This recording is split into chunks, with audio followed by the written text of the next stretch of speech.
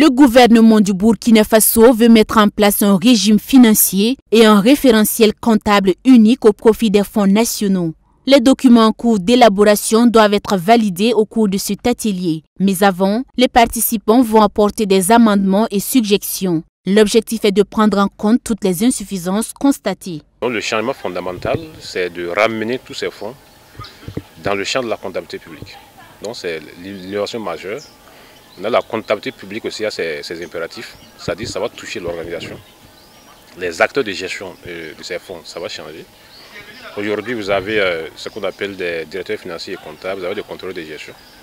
Donc avec la comptabilité publique, on va plutôt parler de contrôleurs financiers, on va plutôt parler également de comptables publics, dont chez nous l'appellation consacrée c'est trésorier.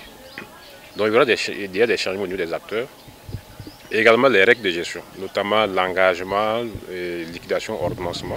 Et pour obtenir le résultat escompté, le cabinet Forvis Mazars a dû mener une étude sur le terrain afin de prendre en compte toutes les difficultés dans la gestion des fonds nationaux. Cet atelier sert de cadre de présentation des résultats de cette étude pour parfaire le régime financier et le référentiel comptable spécifique de ces fonds. Il y avait pas mal de difficultés que les fonds rencontraient, notamment une hétérogénéité dans la tenue des comptes, dans la gestion comptable d'une manière générale, ce qui ne permettait pas une tenue saine, ce qui ne permettait pas de faciliter également la supervision au niveau central.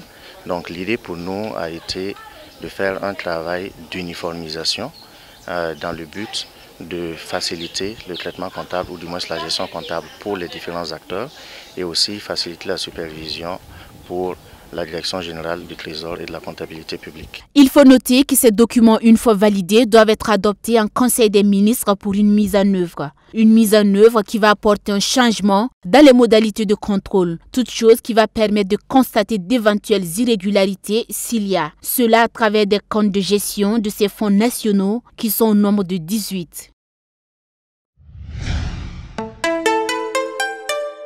Twi TV, la télé interactive.